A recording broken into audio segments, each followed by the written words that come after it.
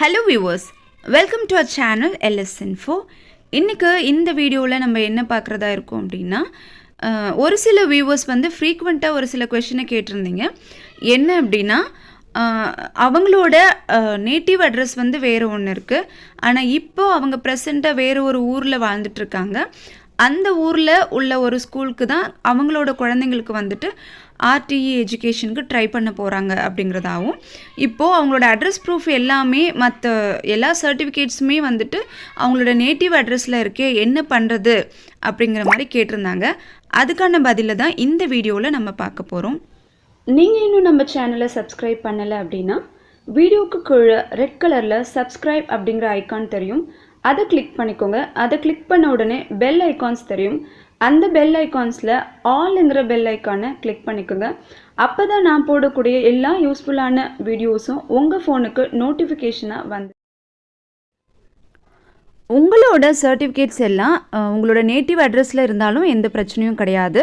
அது நேட்டிவ் அட்ரஸ்லேயே இருக்கட்டும், அதனால் எந்த இஷ்யூவும் இல்லை, அதை அப்படியே விட்டுருங்க. ஆனால் வந்துட்டு நீங்கள் அட்ரஸ் ப்ரூஃபாக எந்த ஒரு சர்டிஃபிகேட்டை நீங்கள் கொடுக்க போகிறீங்க அப்படிங்கிறது தான் முக்கியம்.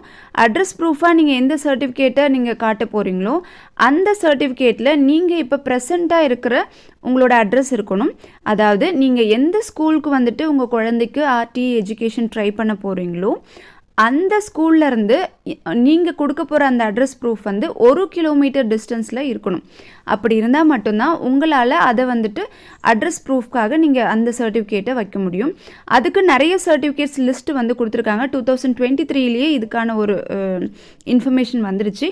என்னோட பேரண்ட்ஸோட குடும்ப அட்டை இல்லை அப்படின்னா அவங்களோட ஓட்டர் ஐடி, அதுவுமே இல்லை அப்படின்னா ஆதார் கார்டு, குழந்தையோட ஆதார் கார்டும் இருக்கலாம். இல்லை உங்களோட ஆதார் கார்டில் அட்ரஸ் வந்துட்டு 1 கிலோமீட்டர் டிஸ்டன்ஸில் உள்ள அட்ரஸாக இருந்தாலும் ஓகே.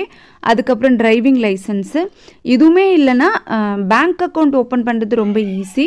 ஸோ ஸ்கூல்லேருந்து 1 கிலோமீட்டர் டிஸ்டன்ஸில் உள்ள ஏதாவது ஒரு பேங்க் அக்கௌண்ட்டை நீங்கள் ஓப்பன் பண்ணி கூட அதை நீங்கள் அட்ரஸ் ப்ரூஃபாக வைக்கலாம்.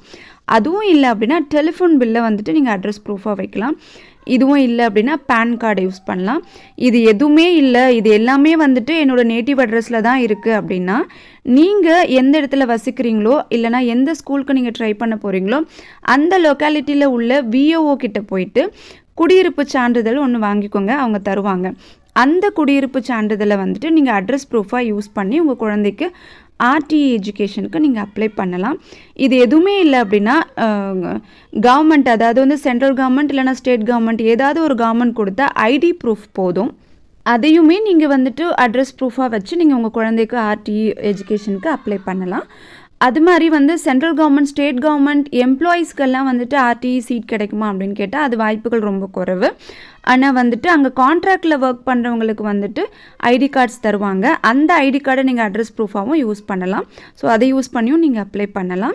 ஸோ என்ன நான் சொல்ல வரேன் அப்படின்னா, உங்களோட எல்லா சர்டிஃபிகேட்ஸுமே நேட்டிவ் அட்ரஸில் இருந்தாலும் பிரச்சனை இல்லை. அட்ரஸ் ப்ரூஃபாக நீங்கள் எந்த சர்டிஃபிகேட் வைக்க போகிறீங்களோ அது வந்துட்டு ப்ரெசன்ட் அட்ரஸில் இருக்கணும். தேங்க்ஸ் ஃபார் வாட்சிங்.